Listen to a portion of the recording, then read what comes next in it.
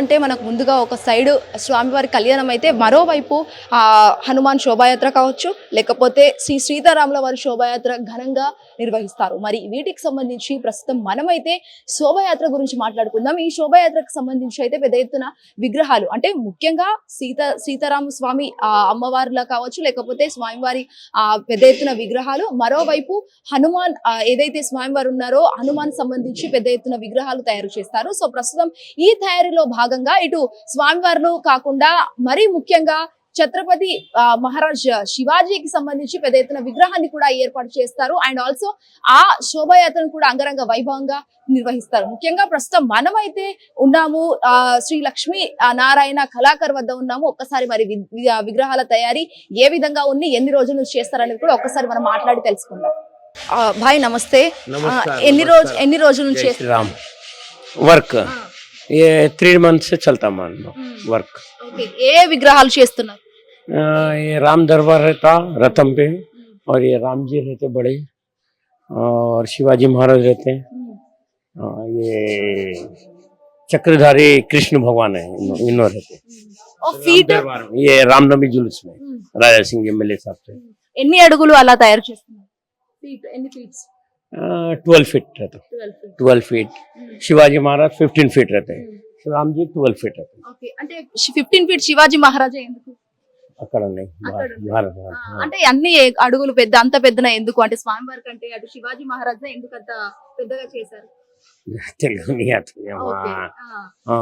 Okay, అంటే public response ఎలా ఉంది మరి? अच्छा है, पब्लिक रेस्पॉन्स फुल है.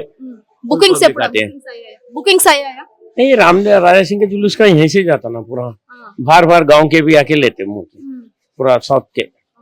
అంటే ఇవి మీరు ఎక్కడి నుంచి వచ్చారు? ముఖ్యంగా మీరు ఏ నుంచి వచ్చారు? Hyderabad. Hyderabad proper proper Hyderabad. 947 PD इधर ही. అంటే ఎన్ని ఇయర్స్ గా చేస్తున్నారు విగ్రహాలు? ఎన్ని ఇయర్స్ నుంచి చేస్తున్నారు? बचपन से हमारे फादर के फादर फैमिली बिजनेस, ఫ్యామిలీ కళాకారు.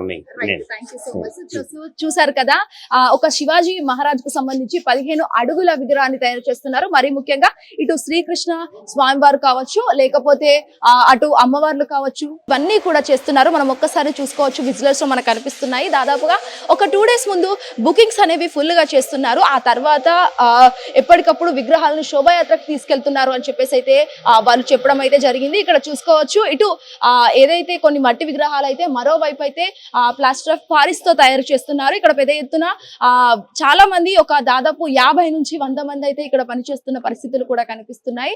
మనం చూసుకోవచ్చు, ఇది ఒక ఎవరైతే కార్మికులు ఉన్నారో వాళ్ళందరికీ కూడా జీవన ఉపాధికి సంబంధించి ఇది కూడా తెలుసు. ఒకవైపు అమ్మవార్లు అయితే మరో సైడ్ పెద్ద ఎత్తున విగ్రహాలు, మరి ముఖ్యంగా అటు ఛత్రపతి శివాజీ అయితే ఇటు శ్రీ హనుమాన్ ఆలయానికి సంబంధించి ఏవైతే హనుమాన్ విగ్రహాలు ఉన్నాయో అవన్నీ కూడా శోభాయాత్రకు సర్వం సిద్ధమవుతున్న పరిస్థితి దూల్పేటలో కనిపిస్తుంది అని కూడా చెప్పొచ్చు. సో ముఖ్యంగా రేపు శ్రీరామనవమి సందర్భంగా అంగరంగ వైభవంగా వేడుకలు జరుగుతూ, మరి ముఖ్యంగా శోభాయాత్రలో అయితే పబ్లిక్ కూడా ఎక్కువగా తండోపతండాలుగా వస్తున్న పరిస్థితులు కూడా కనిపిస్తున్నాయి. సో చూడాల్సి ఉంది ఏ విధంగా హైదరాబాద్ లో శ్రీరామనవమి ఉత్సవాలు దద్దరిల్లుతాయనేది కూడా కనిపిస్తున్న పరిస్థితి కూడా కనిపిస్తుంది. ప్రవీణ్ తో శ్వేతంగ, హిట్ టీవీ, దూల్పేట్.